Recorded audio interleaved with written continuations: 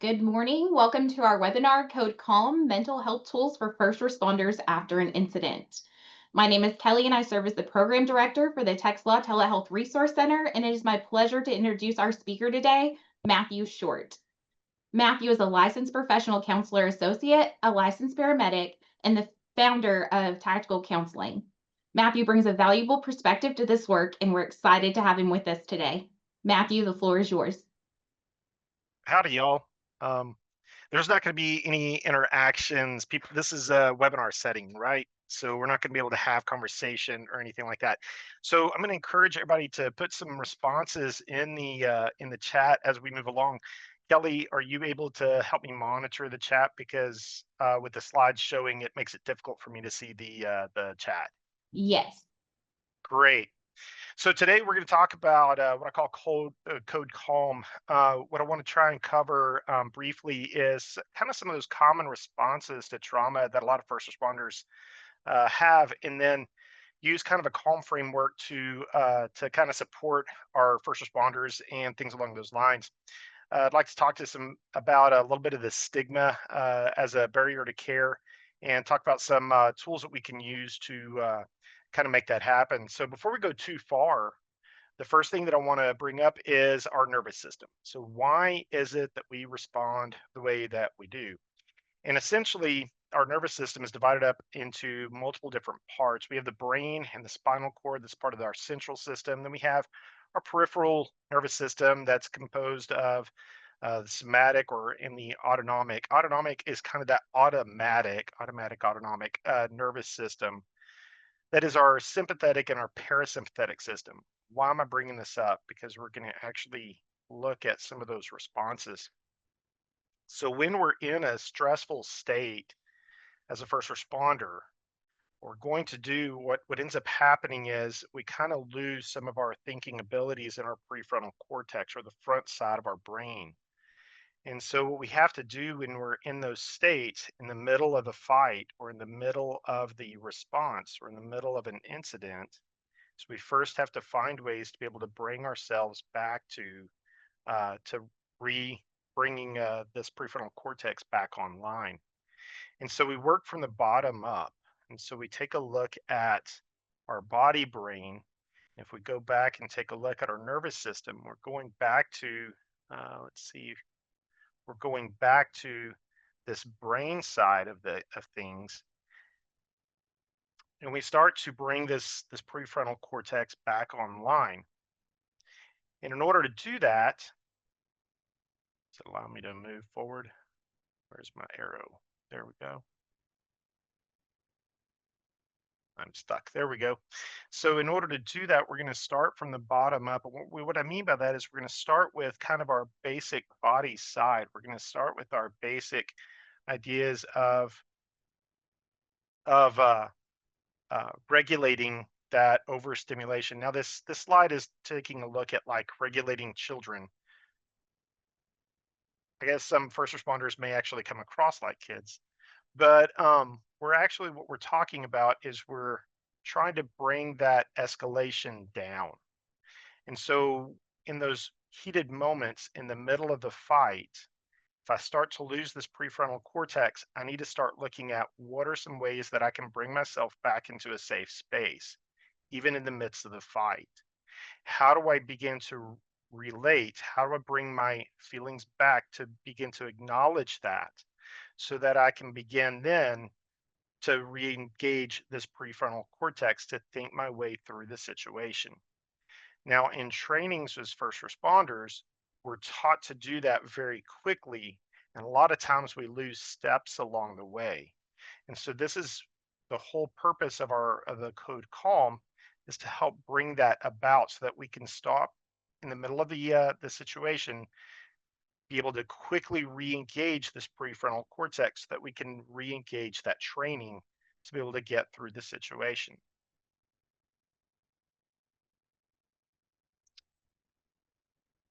So whenever we look at what's going on with the brain, if we start at a physiological side, if we start at what are some basic things that we can do in the middle of an incident, in the middle of an event, we need to start looking at the physiological needs. And those basic physiological needs were brought to us by Maslow back in the 70s or 80s. And basically, what that's saying is, what are some basic things that are going on in my body right now that I can address? So, in the middle of an event, where's my water source to be able to stop and go get a drink? If I'm in the middle of fighting a fire, I have to be able, my air pack is only going to last so long. Get me out, let me breathe, and get me some water. Where are some Nutrigrain bars or something that I can get some quick energy to be able to re enter the fight? What are some basic physiological things that we can assess right then to be able to keep our brain fully focused and be able to move from there? Whenever the incident gets too far along and we wind up in that pucker factor. What I mean by pucker factor is that all the stuff is hitting the fan. How can I make sure that me and my crew are safe in the midst of all of that? And then start to build that social engagement again once the incident is over, during that debrief, during that hot wash, and those sort of things. And so part of what we're going to look at is how our body responds to things. And so there's about a dozen nerves that come straight off the brain into the body without necessarily going through the spinal cord. And one of those is the vagus nerve. It's one of the dozen nerves that come off, or dozen pairs of nerves that come off the brain. And what happens is that vagus nerve is kind of divided into two parts. The dorsal side, which is the back side of that nerve.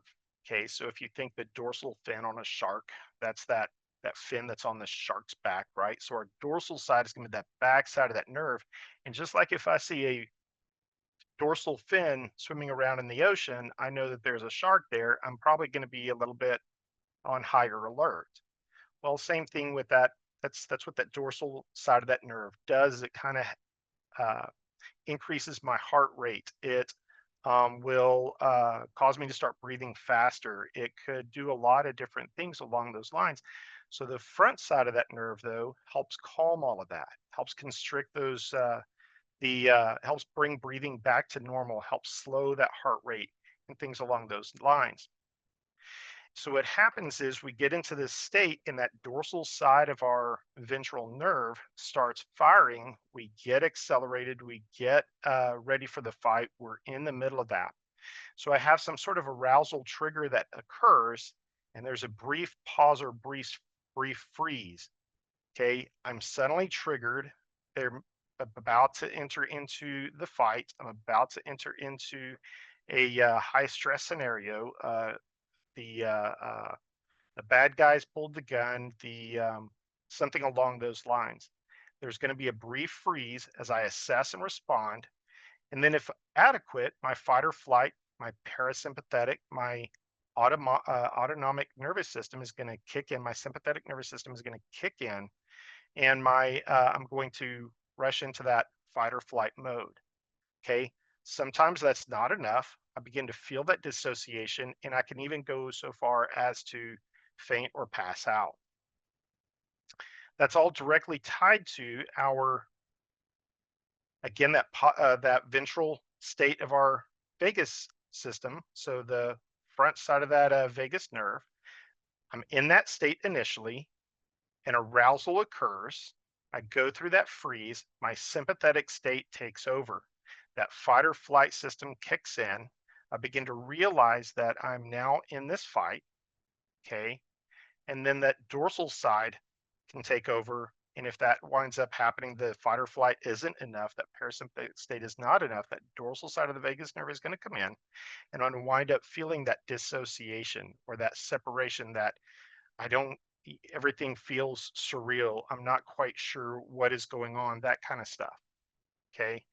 That could go all the way to atonic immobility or collapsed immobility, where I actually possibly faint or fall out. There's a video you can Google and search for some videos where you can actually see officers involved shootings, where you see that in the midst of the moment, as we start to in that heat of the moment, you start to see that collapse of the officer, or right before the shooting, or something along those lines. We've seen this with There's some videos of military veterans where we start to see these states, and you can actually pick out when these different states occur and how that vagus nerve is approaching. So that nervous system, our brain disengages for the prefrontal cortex of our brain disengages as we jump into that those feeling side of the brain.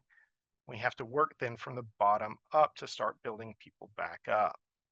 And that's the whole idea of the calm framework. So I want to pause right there and see if there's any kind of questions over why we respond the way that we respond in the heat of a moment.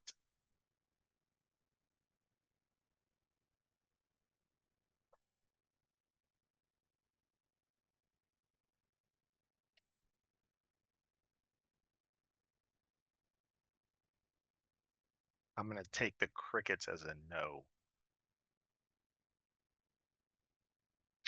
So the idea is then how do we re-engage and get back into the game? So the first thing is to do some sort of check-in, an internal awareness or a peer-to-peer awareness where we can check in with each other, acknowledge what's going on without, and that's that validating and that reinforcing, that reaffirming side of things without a judgment, where we can label what's going on with making sure that we're aware of how we're labeling things and why, and then managing in the heat of the moment, managing in the heat of the actual fight itself.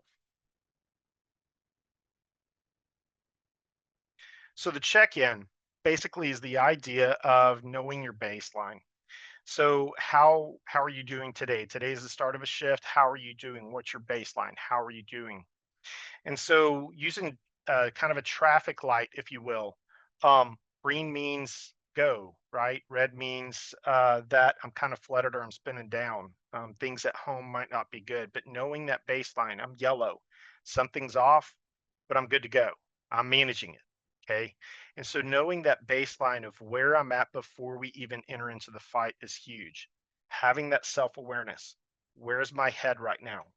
Am I clear? Am I foggy? Am I reactive? Is just anything going to set me off? Knowing that where I'm at emotionally, knowing where I'm at physically, knowing what's hurting on me, those sort of things, and having that check in internally. From a peer to peer standpoint or from a peer support standpoint, it's the idea of that quick and casual way to invite that connection, to invite that person to connect with me without putting anybody on the spot. It's that idea of using some general peer scripts. Hey, dude, what's going on in your noggin? How's everything under the brain bucket?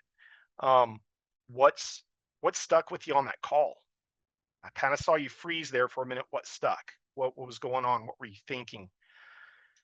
Anything that we need to talk about before we roll out? We just the tones just dropped. This is about to happen. What's going to happen? What is about to happen? What's going on in your head?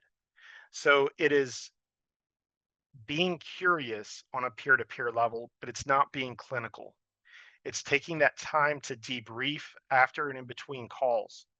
And it's that one-on-one, that shoulder to shoulder, that we're sitting in the cockpit together kind of thing. So that's the check-in from a peer-to-peer standpoint.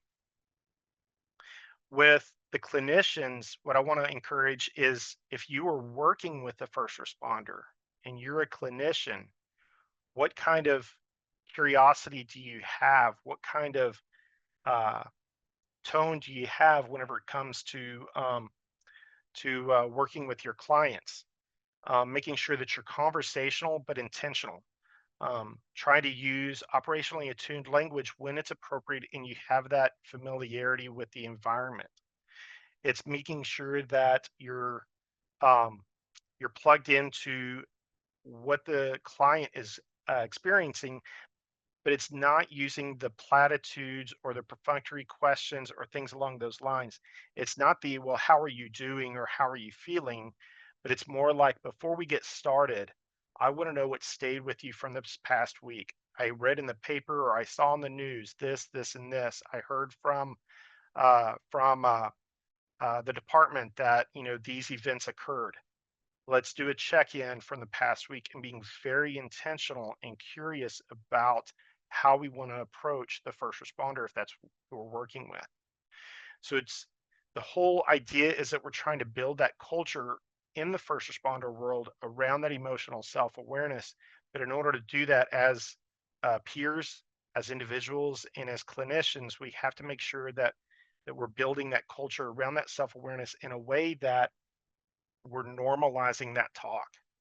So those check-ins are vital, but they have to be culturally sensitive to the first responder world. A lot of the first responders are going to be a little bit hesitant and a little bit difficult to identify necessarily what uh, their uh, uh, they're going to be a little bit hesitant to identify what their feelings are. Any questions over kind of the check-in? Hey, Matt, thank you very much for doing this. By the way, I do have a question. Do we do the check-ins regularly, among our first responders, or as part of body system? And I think this is a great idea that even extends to our daily work, in the clinical realm. So yeah, that's a great question, and I think the best approach is the more we normalize it, the less stigma we're going to build around it. And so if we do make this on a regular basis, if it is part of a buddy system, if it's part of a peer-to-peer system, um, then yes. And the way that we have to realize when we're approaching this is that we have to approach this in a I like to okay, so it's tactical counseling, right? So it's tactically curious, right? So the little plug there, but it's building that curiosity and finding ways to be able to do this in a conversational way as opposed to trying to be very clinical about it. Too often I've seen first responders, they are scared to go to a clinician, and in some states, it is it is all but forbidden to go to a clinician because of the stigma and because of the policies and stuff. So this is a way of trying to help break down some of that stigma to build that self-awareness so that we can be able to have these conversations in low stakes environments before burnout occurs, before stuff hits the fan, before those kind of events occur. We're able to have those conversations in low stakes that it isn't as uh, as career wrecking, if that makes sense. Sounds good. And there's a question from Noelia asking, how will you peer checking work when you are the leader in an emergency situation? So when you're in the middle of the situation, there's always brief pauses. So even in a fire, my air pack is going to run out at some point. The little dee-doo is going to start beeping, and I need to be able to pull out. And it's in those moments, hey, let's do a quick check-in. Let's get you some water. Let's get you a snack. Let's do that check in then. If it's in the middle of a busy EMS environment, it is a matter of in between those calls, we just dropped the patient off. We haven't cleared yet. Let me check in with my partner. Okay, we're at the ER. We may be cleaning out the back of the box, but it's creating those check ins, those brief pauses where, hey, dude, on that last call, I saw your face kind of went blank for a minute. What happened? And so it's creating that awareness that one, I am paying attention to my partner, but two, I'm also paying attention to myself. And we start to build that emotional awareness. I think that answered the question. I'm not 100% sure. In the officer involved world, it would be something along the lines of in between, going door to door with the other unit, pulling up next to him and having that little conversation offline. So, hey, dispatch, give us 15 while we do a quick check-in, something along those lines to be able to have those brief conversations. And these don't have to happen formally in or around the table at the station or anything like that. These can be brief check-ins on the way to the call, perhaps. Thank you, Matt. So the next thing is acknowledging, and this is the hard part, right? Because it's so stigma is pretty huge. And so the idea is that internally, I can acknowledge my feelings. I can begin to notice what is going on inside of me without necessarily judging, this is how I should feel, or other people have it worse, or I just need to get over it. It's not, that isn't the acknowledgement. The acknowledgement comes in the way of, I'm carrying a more tension than I realized. I'm more nervous than I realized. The reason that maybe my hands are shaking a little bit right now is because I'm nervous, and it's okay. And just being able to acknowledge that I'm irritated right now. It's probably not even about this moment, but I'm irritated right now, and I'm acknowledging that. Or that call hit closer to home than I wanted. Like, that was a little too surreal. Maybe that kid looked a little bit too much like my kid at home. Whatever the case is, it's acknowledging that. It's acknowledging those feelings. In a peer-to-peer type thing, this is where we use some reaffirming. This is where we try to reflect back the emotional state back to our partner, or back to the crew.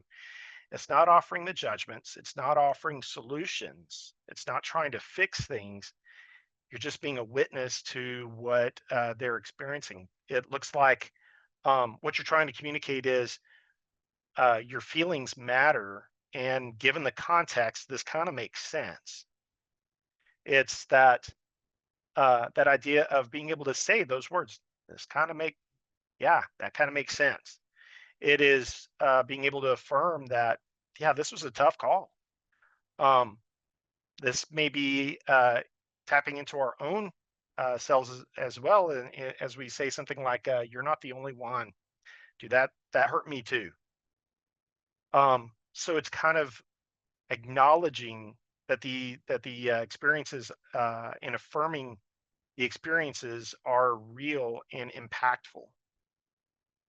As a clinician, some of the things that, well, one thing that I do want to point out as we're doing this, I also want to be very cautious and be very aware of hopelessness and suicidality. So if the person does come to you and they are beginning to sound hopeless and suicidal, then we can still validate the emotion, but we need to also pivot to, okay, what are some resources that we have? So in acknowledgement isn't necessarily agreement, but it is rather acknowledging that, hey, I hear how heavy this is, and I want to make sure that you're safe. Or, I'm with you, and I think it's time to loop somebody in. You want to use my phone or yours? And so it's kind of helping to pivot in those times of hopelessness and suicidality to get additional resources there.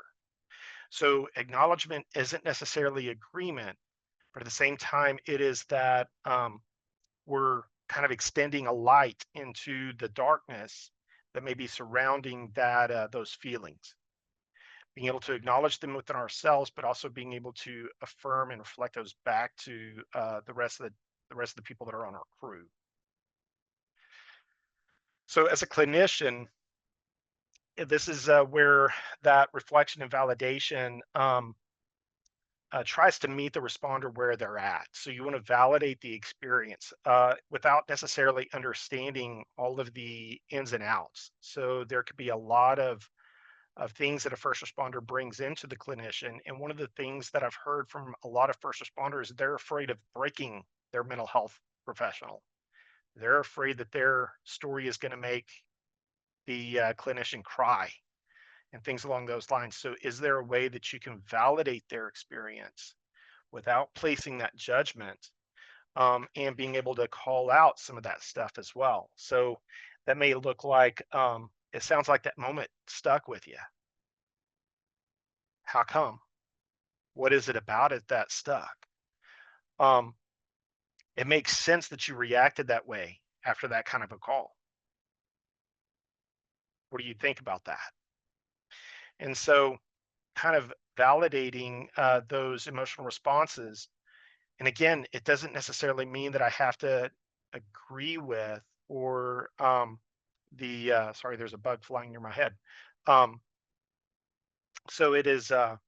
acknowledging those and validating those experiences without necessarily endorsing all of its final conclusions. And the importance of this, the why behind this, is that as we acknowledge those emotions and we begin to validate those things, people begin to feel heard. And as they start to feel heard, then we're going to reduce that stigma and we're going to help increase people reaching out for help. As it stands right now, a lot of first responders are a little hesitant because they don't feel heard and they don't feel like it's going to make any difference, or if they are heard, there's going to be severe repercussions. So if we can begin to acknowledge this without the stigma, reducing the shame, then we can begin to address some of the problems that are in first responder world that are leading to some of the high mental health crisis situations that we're currently seeing. Any questions or any comments on acknowledge in our framework?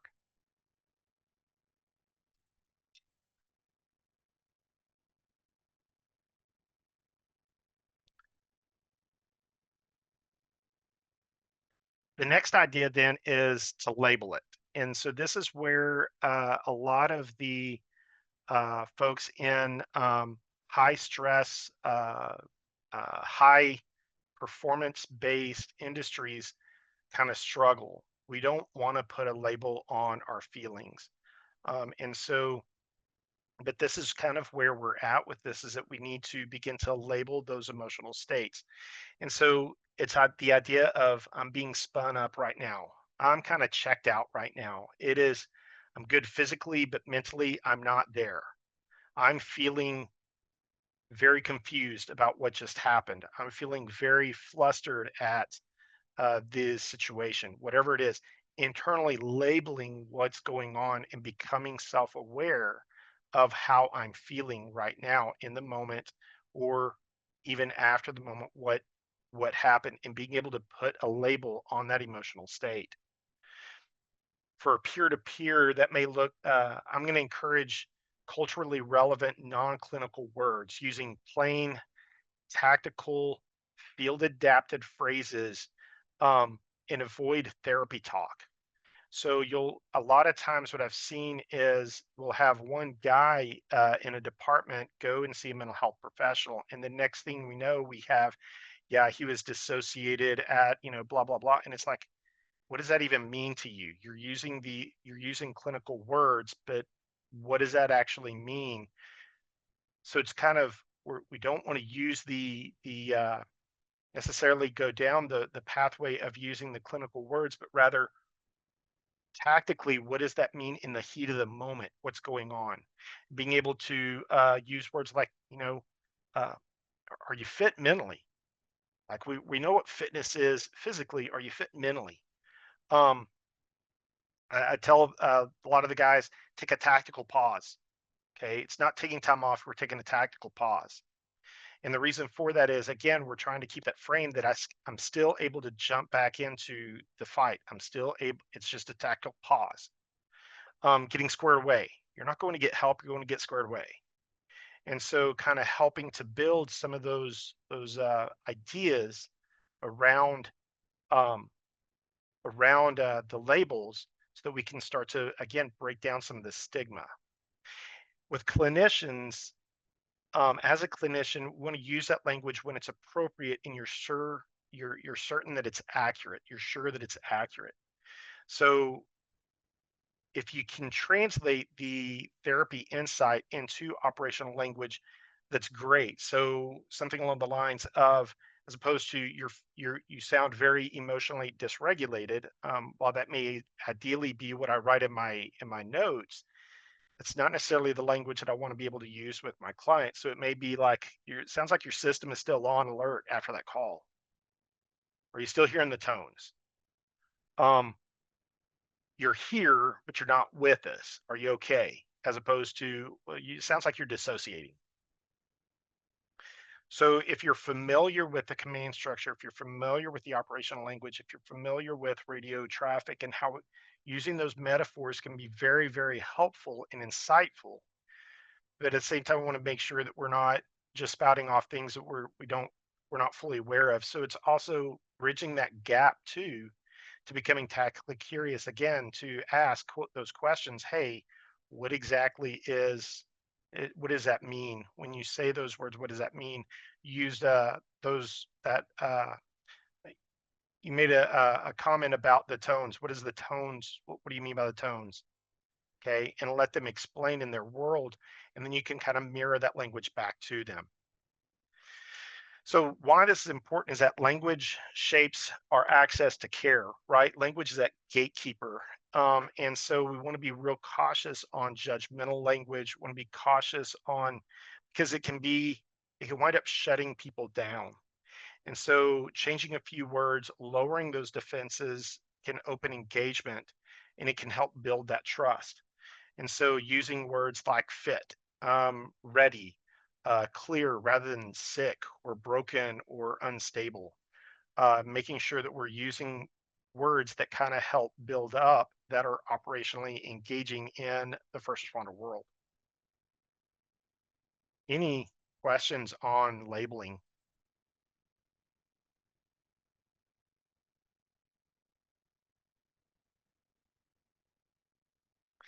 So the idea for manage the moment. So we had check-ins, we've got acknowledge, we've got labeling. Let's manage the moment. So what do I do both in the heat of the moment or afterwards when we're doing our hot wash or our debrief or what have you? What can I do? What are some short, effective tools to reset our system?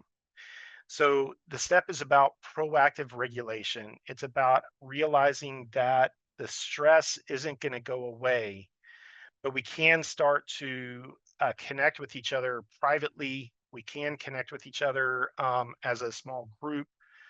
We can start to use some tools that are short and discreet, even in the midst of the battle. And so, a couple of things that I like to stress with some of the departments that I've worked in is a lot of clinicians are going to be aware of things like box breathing. Had a first responder come to me one time and he's like, "Don't tell me how to breathe. I know how to breathe. Help me get past this." Okay, so we're going to instead of box breathing, I call it tactical breathing. Again, tactical counseling, tactical breathing. So, but it's that the whole idea of inhale for 4, hold for 4, that sort of thing. I also like to use sniper breathing. And what I mean by sniper breathing is if you've ever been hunting or if you've come from a veteran background or military background and you're familiar with how to take that long shot, you basically do a deep inhale, you do full exhale, and then you hold for 3 to 5 when you're supposed to squeeze the trigger. And it's the same kind of thing. Let's do a deep inhale, do a full exhale, hold for just a few seconds, and then resume normal breathing. Okay. And so I'll use that because that kind of resonates more with a lot of the first responders or veterans. Oh, that makes sense. And all we're doing is regulating that breathing. We're bringing that ventral side of that vagus nerve back around so that we can begin to bring our our heart rate down, bring our breathing rate back under control, re-engage with our feelings, and bring our prefrontal cortex back online.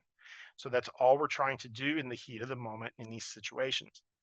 Another one is the 5, 4, 3, 2, 1. What are 5 things that you see, 4 things that you can feel, maybe 3 things that you can hear, something along those lines.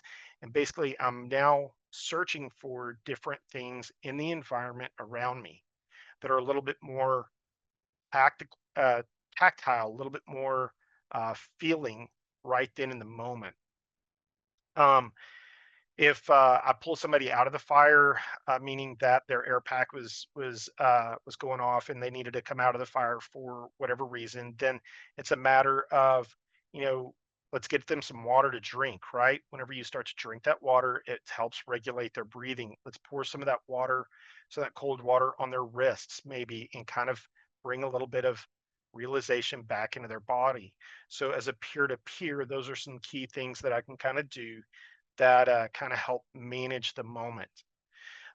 Team leaders can model that kind of behavior as well and help encourage that while they're out on the fire field as well, or in the after the call when we're cleaning up the truck, or the sergeant at the responding back with your officers, whatever the case is. You can still do similar types of things, able to help bring the person back into the moment and manage that moment.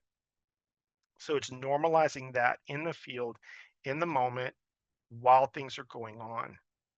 And then with the clinician, maybe it's using some of those micro interventions to kind of help them continue to have that sensation, that feel that this is tactical, not therapeutic. And it's the idea of switching up our language. So what's something that you can help your client do that takes 2 minutes or less that you can introduce them to? So one thing that I call it, again, tactical breathing, tactical bubbles. You ever buy those little bubbles from, you can get like a pack of 10 for $1 or something.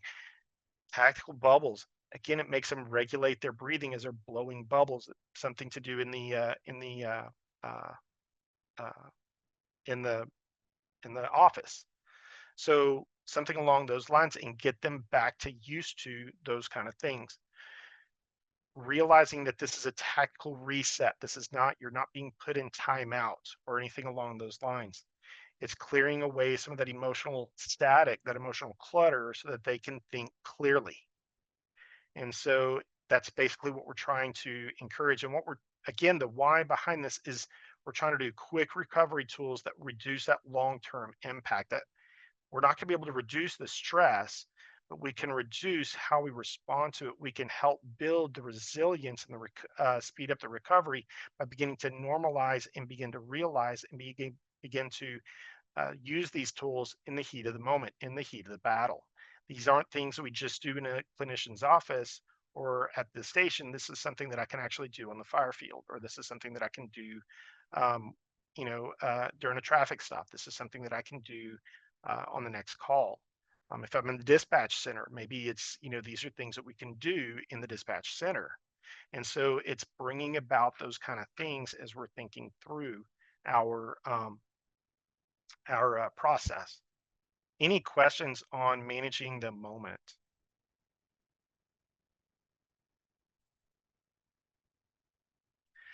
So where does telehealth play into this? So the first thing that I want to bring out is internally, I need to know what kind of support works for me. What do I need? And not just relying on well, hey, you can go talk to my therapist. That might work, but at the same time, what is it that I need exactly? Beginning to identify what is it that I need from just to be able to regulate myself. Um, so do I need a vent, or do I need somebody to help me sort this out? If it's just a venting session, this can be peer to peer. If I need to kind of sort some things out, help me put my stuff back together, I may need a clinician for that. Um, is it easier for me to talk at the station, or or do I need to go for a walk with somebody and be able to do this while we walk outside of the station? Um, do I want a local resource, somebody that's in my community that I might see at the grocery store, or do I want somebody that's maybe at a larger city where I would need telehealth to fit in for me? Okay, so it's internally, what do I need? What kind of support works best for me?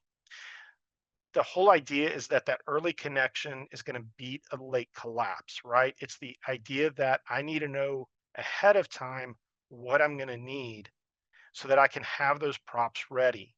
The only way that I'm going to know what I need is if we start having those conversations around the station, around the department. From a peer-to-peer perspective, this is being aware of culturally competent resources. If you are a peer supporter, then you work with your peer coordinator and have an idea of what the local resources are, both telehealth and um, local. Start to vet some of those people, telehealth and local. What are the resources that are available? If we don't have anybody local, how can we vet? How can we find some telehealth resources that will work for our department, and start to vet those ahead of time? Knowing the EAP program that you may have may be part of the resources package. Uh, Using those kind of ideas ahead of time will help make your peer support program as a whole better. And then when you're working with the peer that's in need of support, as you're doing that, it is, being able to help make that transition a little bit easier. Uh, Language like, I know who can help you get the stuff out. Do you want to make that call together? Do you want their info? There's a doc that a lot of us use. Do you want to try and talk to them? Or maybe they've got a referral system to be able to get you into somebody a little bit faster, something along those lines. If you're the clinician, then it's your job to help build that trust through culturally attuned, mission aligned ideas. So it is getting involved and beginning to understand that culture. And so if you're going to work with first responders, or if you are working with first responders, get involved with the local volunteer fire department, not necessarily as a firefighter, unless that's what you want to do. Not necessarily as an EMT, unless that's what you want to do. But is there a citizens academy that your city puts on where you can do a ride out with the police force or the local sheriff's office? Is there a ride along or something along those lines that you can do with EMS or with fire to be able to kind of start to understand that world a little bit more? And so it's mirroring their world back to them. You're able to build those that rapport because you know the lingo, you know the pace, you know what they're talking about, you know what those downtimes look like, and you know what it looks like when it's high stress, and you're able to help kind of mirror that back. So again, it's using that tactical curiosity to become curious and start asking questions, start probing into that world a little bit to better understand. And it's building up your rapport as well. If you're doing work with first responders, it is okay to tell other first responders, yes, I work with first responders. This is what I do. This is how I'm plugged into that community. And realizing that some of the approaches that you're going to have to do are going to need to be brief, intentional, and actionable type of things.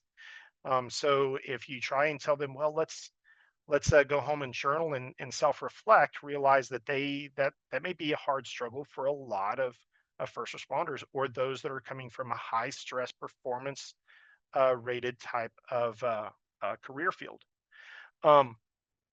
Find practical ways to maintain that engagement, to stay engaged with that department and those crews, finding those ways to be able to do that. And the whole reason behind this is that we're trying to reduce those barriers, and the reduce the time, the increase the trust, reduce the stigma that are all related to that, so that we can be able to get access faster for these first responders. Again, when we're seeing the suicide numbers that we're seeing with in the first responder world, we need to realize that there are things that we can do clinically that can kind of help bridge that. Any questions over telehealth or its implications with? Matt, I think, telehealth, seems to be really very accessible, and it's essentially in the palm of your hand. My question though is, sometimes it's very hard, whenever I am in a, level one trauma call, for instance, and, situational awareness will sometimes tell you, okay, this is a difficult moment. And if we have time, I make it to the point we do debriefing. I think that's very important. But sometimes, when I knew there's might be some problem or issues, we are fortunate enough we have, EAP in our institution that we could just, go into and make an appointment. I saw Dr. Korinek in the panel, and probably he could say something. But for those uh, firemen and women, and first responders, do they have some sort of support, in their own company or their institution that they could help with? So there's a lot of different ideas behind the EAP. One of the biggest ones that I've run into, one of the biggest barriers that I've run into with EAP programs, is that a lot of the EAP programs, the uh, uh, the uh, the first responders, either one, they don't know how to access it, or two, they're afraid to access it. if I contact EAP, they're going to let my sergeant know. They're going to let my captain know whatever occurred or how I'm struggling through this. And in some states, it's those clinician records are used against the first responder. So they approach EAP very, very um, uh, cautiously. And so it's if we can help reduce that stigma internally, great. Using those EAP resources, if you are an EAP provider, reaching out to the department and helping build that trust, because there's a lot of mistrust right now from departments looking at the EAP programs. So if you are part of a panelist that's in an EAP program, by all means, go and visit with the departments that you serve and start to build that trust, or create some webinars, or create some training topics, or something along those lines that can kind of help do that. So it's how do we reach out to them to make them feel like it is a safe environment? Because right now there's a huge mistrust that's built in the, and I'm not even sure exactly where it comes from, but I've heard it over and over again across multiple states, that there's that huge mistrust, or the idea that I don't want to break the clinician. I've heard that a lot of times. I don't want to break the clinician. They wouldn't understand this, that, or the other. And so, how do we build that trust as clinicians so that we can have them access the EAP network, help them access the resources that are available to them? You are 100% correct, Matt. I know some clinical providers that actually I recommended EAP and says, well, it will be in my record and it could be used against me. And I told them no, but, convincing Yeah, them that this is confidential and everything it's a little bit difficult because I think there's a stigma. You're correct. yeah, yeah. Any other questions over telehealth, or what I'm trying to promote with Calm or Calm framework or anything?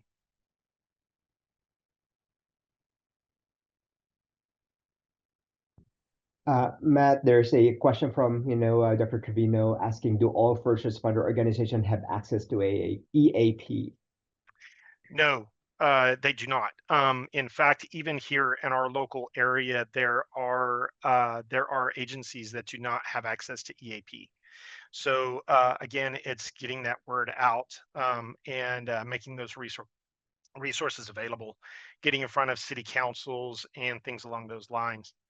Um, so yeah, that's kind of uh, that is a very, very important step that has to occur. In closing, real quick, just the idea that, again, for Calm is to check in, know your baseline, be able to check in on one another, acknowledge, reflect, affirm, don't fix, label, using language that opens doors, manage that moment. Um, Wellness isn't just one thing, it's hundreds of small things that are practiced regularly. Resilience isn't about being tough. It is not about suck it up, buttercup, but rather it's how do I recover after the incident. And so, on that note, um, I'll any other like general Q&A, anything else about this, any other questions? Well, I will invite Dr. Karnik to, give his, a little bit comment here. He's with us for more than a decade, I think. Working with our, EAP for TTU-HSC. So, Dr. Karnik. Yeah. Yes, I'm sorry. Were you asking me to speak at this point? Yes, go ahead, sir. Okay, yes. So first of all, let me just say, Matt, really appreciated your presentation today. Excellent. And of course, with your experience as a first responder yourself, you were able to speak in very relevant, knowledgeable, and practical terms. So I am with the Employee Assistance Program for Texas Tech University Health Sciences Center, as well as Texas Tech University. And we've been the Employee Assistance Program for not only those two universities, but also for many other entities here on the South Plains, including the city of Lubbock, with, of course, its police department and fire department. We also have 3 other municipalities for whom we provide EAP services. For many years, the city of Lamesa, more recently, the city of Littlefield, the city of Levelland, and most recently, the city of Brownfield has contracted with us to provide services to all of their employees, but of course, for their police and fire departments. In fact, with the city of Brownfield, they actually approached us here a few weeks ago because of a situation with one of their officers. And they did not have a contract with us at that time, but we still provided a service to them because of our support for first responders. And then that led to the city manager getting involved and securing these resources for their employees. What was said about the fear that first responders have is something that certainly is something that we've dealt with. We've had really good relationships with the fire chief, with the city of Lubbock, as well as with the police chiefs over the years. And they've been real advocates for what we do. One of the things that we assure them, and we hope that they're communicating with their officers and first responders, is that all of our clinicians, all of our counselors in our counseling center are licensed by the state of Texas. And so there are state laws that protect the confidentiality of anyone with whom we work. And so even if someone is mandated to come, which sometimes happens, our policy, our protocols are that we only report on attendance and cooperation. Nothing of what the person shares with us, nothing of what might fall into the category of our clinical assessment. None of that gets fed back to a supervisor. There's a firewall there. There's a very, very strict boundary that we set, and they understand that. They appreciate that needs to be there. Otherwise, the individual either won't come at all, or if they're mandated, they won't open up and they won't receive the assistance. Something else that I'm very proud of with regard to our EAP is that we have had 8 of our counselors who have gone through 50 hours of training to be a first responder counselor. This was actually at the encouragement of the City of Lubbock Police Department. They came and spoke with us. They were aware of this special training for counselors who might work with first responders. They encouraged us to get that training, and the people on our staff were very enthusiastic. We only had 8 spots, so we actually had to turn a few people away in terms of the first round of training. But first responders play such a critical role in the safety, well-being of us all, and we want to do everything that we can to support them.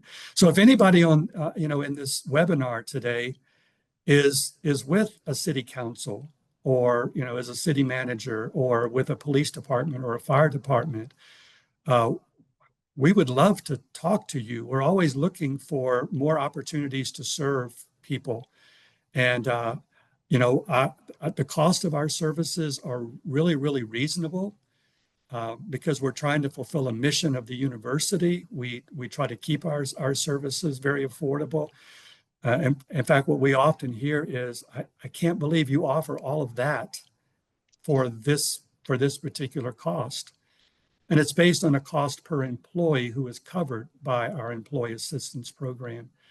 And so whatever services we provide are all provided under that single cost. So anyway, I don't know if anybody has any questions for me, or if there's anything more that you want me to say about what we do. But I'm glad to, glad to address that. Oftentimes I'll say there's like a what I call a two-phase approach to providing that assistance. One is kind of a stabilization approach, kind of a psychological first aid. And a lot of what Matt was saying was about things that can be done in the moment, as well as in the time immediately following.